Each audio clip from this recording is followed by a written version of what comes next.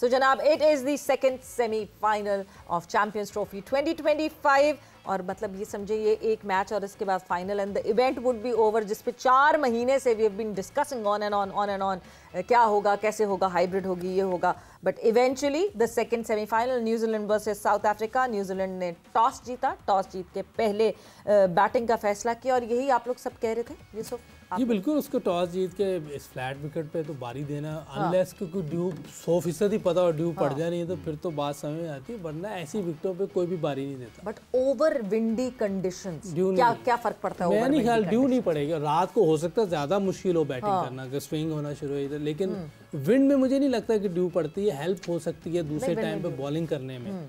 और इस टाइम अभी नया बॉल तो खैर दोनों साइडों से नया बॉल लगा होता है, अर्ली ऑन स्विंग होना चाहिए भी, क्योंकि आप वर्ल्ड क्लास बॉलिंग है, दोनों साइडों पे अच्छी बॉलिंग है, इसका एडवांटेज तो विंड का हो सकता है, लेकिन विकेट इतनी फ्लैट है कि मैनेज हो जाती है ऐसी जगहों पे। डिसएडवांटेज भी होता है विंड का, एरियल शॉट मारते हुए अगेंस्ट द विंड हो, विद द विंड तो फायदा हो जाता है, अगेंस्ट द विंड हाँ देखो विंड का फायदा खास तौर पे तो बॉलर ज्यादा लेते हैं, किस एंड से चल रही है wind, and then according to that अगर आप आउट स्विंग अच्छा करते हो तो उस विंड को यूज करते हो, अंदर अच्छा आता है तो वो विंड यूज की जाती है, तो वो जिस तरह फायदा होता है। कराची की अगर आप देखें तो कराची की कंडीशन में बॉल होता है फास्ट बॉलर का, क्योंकि विंडी कंडीशन होती है। इसी तरह बैट्समैनों का भी है किस एंड पे मारना है, किस साइड पे नहीं मारना, लेकिन फायदा दोनों को ही होगा। पिच, क्योंकि जिस तरह यूसुफ कह रहा है कि पिच बहुत आला पिच है, जबरदस्त है। हाँ, बॉलर अगर फायदा उठाना चाहे तो वो शारजा की पिच पे भी नए बॉल का फायदा उठा सकते हैं। उसके लिए बेस्ट क्या है कि आप उस एरिया में बॉल करो। फिर मुश्किल भाई यूसुफ, ये जो कल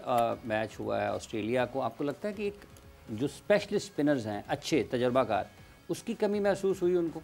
जी बिल्कुल, ऑस्ट्रेलिया के पास स्पेशलिस्ट जो एक ही था, हाँ, बाकी नॉन रेगुलर थे। जो सांगा भी समझे कि अभी आया है, वो इंडिया के खिलाफ चौथा ओडीआई खेल रहा है, इंडिया के खिलाफ तो उन्होंने 60 तो जंपा को मार दिया, तो सांगा को कहाँ छोड़ेंगे? इंडियन स्पिनर को बहुत अच्छा खेल, देखिए सामने हिटिंग की उन्होंने, सामने जबकि जंपा ने बुरी बॉलिंग नहीं की। देखिए 60 रन देंगे ना, वो इतना अच्छा खेलते हुए, इतनी उसने बुरी बॉलिंग नहीं की, लेकिन वो उनकी अच्छी बॉलों को भी स्कोर कर गए, क्योंकि वो स्किल लेवल बहुत हाई है उनका, अगेंस्ट स्पिन, फास्ट बॉलिंग, उनकी टेक्निक, ये सारी चीज़ें उनको कम्प्लीमेंट करती हैं जब वो ऐसी इनिंग खेलते हैं। जिस तरह की क्रिकेट 56 उसने भाग के रन लिए हैं जी, तो विराट कोहली मतलब है कि स्पिन के खिलाफ गैप में खेलना, ऐसी जगहों पे सिंगल डबल्स लिए हैं जहां स्कोर मिल सके, डॉट बॉल कम खेली है उन्होंने, तो ये चीज़ें जो है स्पिनर को तंग करती हैं। जब स्पिनर पे आप स्ट्राइक रोटेट कर रहे होते हैं ना, स्पिनर इरिटेट होता है, वो फिर आपको आउट करने जाता है, उसी में गलती करता है और बाउंड्री दे देता है। तो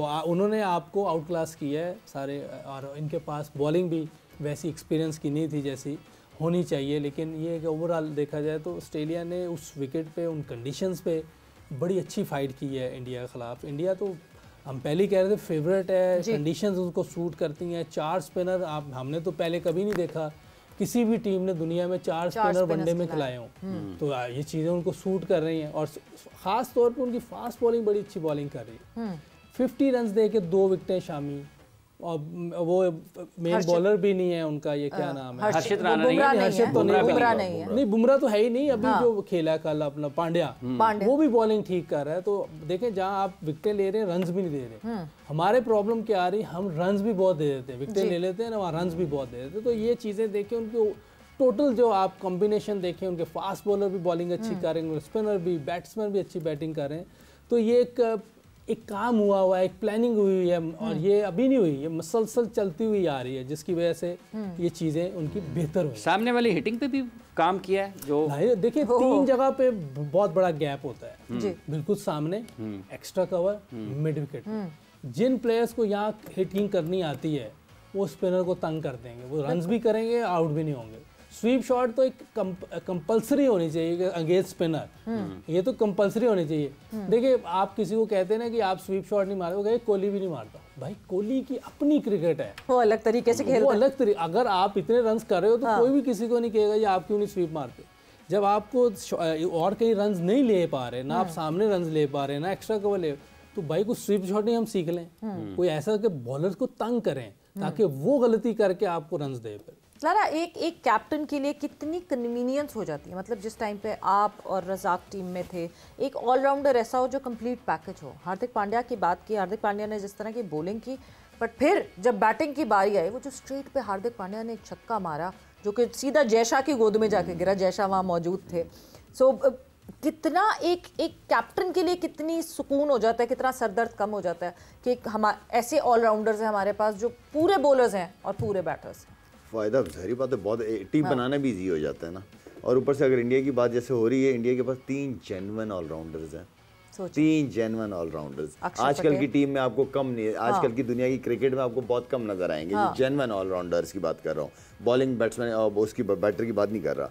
देखें फ़ायदा बहुत है, टीम कॉम्बिनेशन इजीली बन जाता है, कप्तान के लिए डिसीजन लेना इजी हो जाता है और उनका इम्पैक्ट बहुत ज़्यादा होता है। जो ऑलराउंडर्स होते हैं वो या तो बॉलिंग या बैटिंग कहीं ना कहीं वो अपना आपको दिखाएंगे, वो ये नहीं दिखाएंगे कि टीम के ऊपर बोझ है। और अब अच्छा नहीं लगता अपने मुझे खुद कहते हुए, लेकिन फिर वो मैन ऑफ द मैचेस के चांसेस भी बहुत ज्यादा हो जाते हैं आपके। जैसे मेरा था, मोहम्मद हफीज था, बैटिंग बॉलिंग दोनों चीज मैच कर जाती है ना, बॉलिंग भी मिल जाती है, बैटिंग भी मिल जाती है। 25-30-40 रन कर दिया आपने, 3-4 मौके पर आउट कर दिया, खत्म हो। आपको एक मैन ऑफ द मैच के चांसेस बहुत ज्यादा, मैच विनर हो जाते हैं, एक पैकेज में होता है आपका।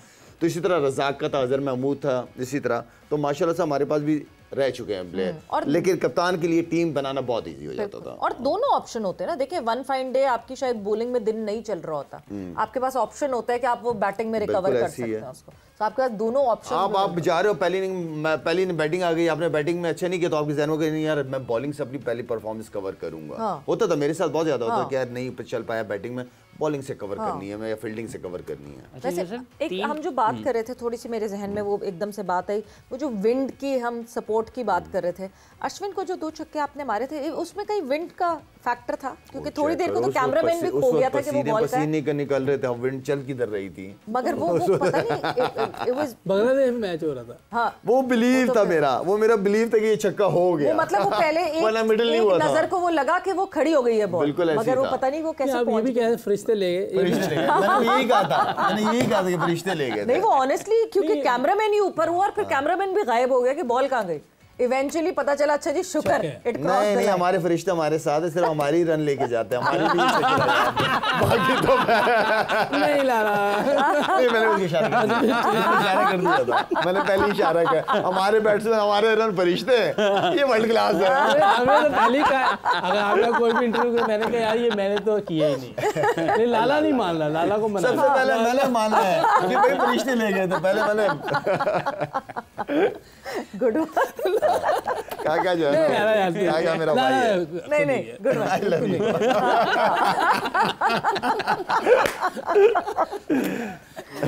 यूसुफ भाई ये ना कोई इंडस्ट्रियल फैन लगा दिया था उस साइड पे। उन्होंने कहा है इतने हबस में, वो कह रहे कि हवा चल रही है। नहीं, मगर वो जिस तरह देखिए उस आप जब उसकी वो डायरेक्शन देखते हैं, बिजली भी नहीं आ रही थी कि पंखे चल रहे हैं।